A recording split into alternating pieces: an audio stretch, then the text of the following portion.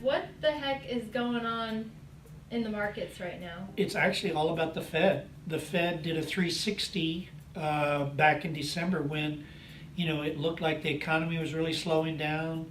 Overseas growth was slowing down, and there were real concerns that, hey, maybe we are going into a recession. There's a lot going on right now. Obviously, we just came out of the shutdown, very long government shutdown, and a lot of people thought that that was going to impact the markets. But what you're saying is you think that what the Fed is doing more than anything is going to influence what happens in the stock market this year. Absolutely. It's everything.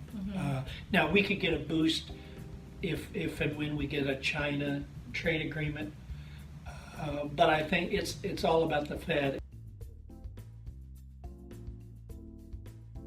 Hi there, my name is Ashley Micciche. I'm the CEO of True North Retirement Advisors, where we help business owners retire and exit their business with financial security.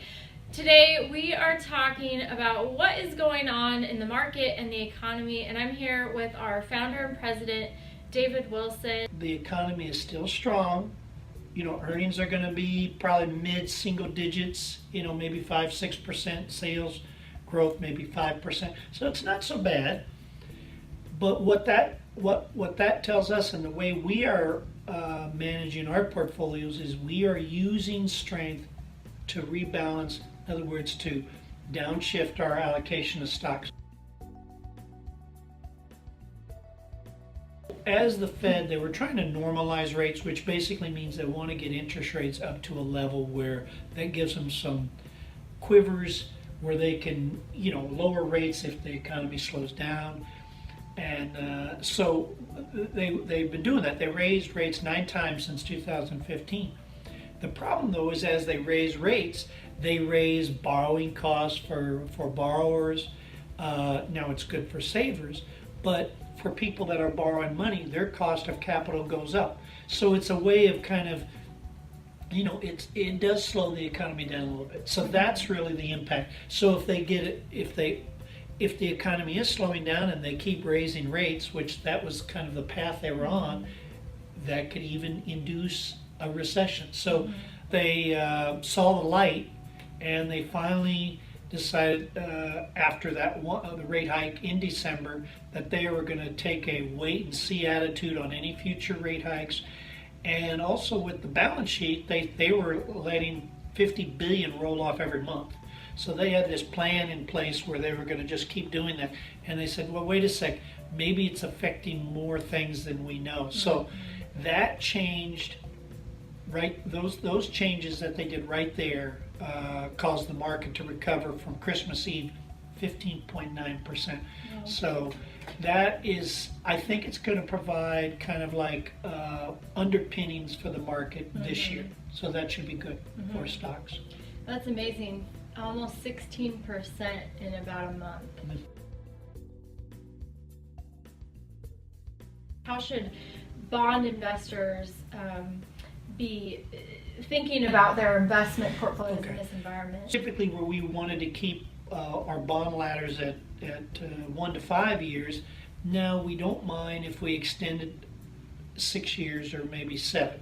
So the thing is that we're becoming a little bit more confident that rates aren't going to take off, and as long as you're comfortable, like you said, I could get a corporate bond 4% going out 6-7 years.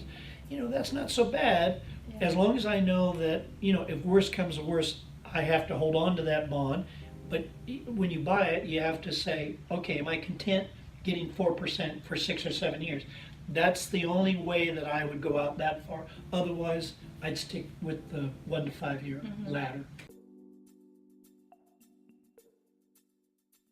If you missed the boat in the last quarter and the market went down and you're going, my gosh, I have too much in stocks, as this market hopefully continues to strengthen into the spring and summer, that you use that strength to adjust your allocation. That's the way we're approaching 2019. People allow their emotions to get in the way of making smart decisions. So in October, November, December, when it was ugly, they said, get me out, sell. And then now when things are back good again and we're saying, okay, let's take this opportunity to reduce what you have in stocks, they're like, why? Why would I want to do that? When things are just totally in the tank, the world's coming in, and I call people up and I say, hey, let's move some money in. Whoa, I'm very comfortable like, having. you're crazy. Why are we adding to stocks? I'm very comfortable where I'm at, right? Ironically, when Nordstrom has a 20% sale on, everybody rushes down to the store. The stock market has a 20% sale on, nobody wants to have anything to do with it. Yeah. On the other hand, when things are good and I call up, and like I say, we're up 7, 8, 10%, and I say, hey, let's reduce our allocation. Well, wait a second, things are just getting going again. So it is a psychological battle that I seem to be in, and and it's just human nature. Well, and I think that's why it helps to have an advisor too, because it's an objective person saying, no, we need to do this. This is the time to do it. And who is a bit more disconnected, because that's not actually my money that's in that account that's going up or down. So what you can look for next, I think the next leg up would come if we have a China-U.S. trade agreement. I think they're going to agree to do something.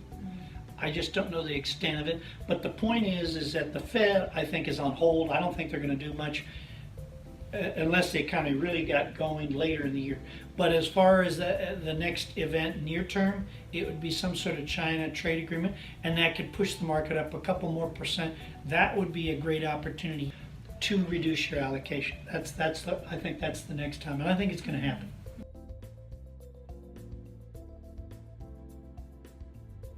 one of the great tools that we have for our clients that we use every single day is our asset allocation age-based cheat sheet. So what it does is it looks at your age and determines what the ideal allocation is for your age in 5-year increments. So this is something that we offer to all of our clients, but it's also free, available for you. And I think that's a great starting point for determining if, based on your age, if you have the right mix of stocks and bonds. And it can help you really assess, if you're too high or you're too low, how to get back in line. So it's just a starting point, but it's a really great rule of thumb that can then jumpstart a conversation around what should your ideal allocation be. So I'll link below to how you can get that cheat sheet. But basically, if you just send me an email, ashleym@truenorthra.com, I will send you that asset allocation cheat sheet. And I think that'll be a big help this year.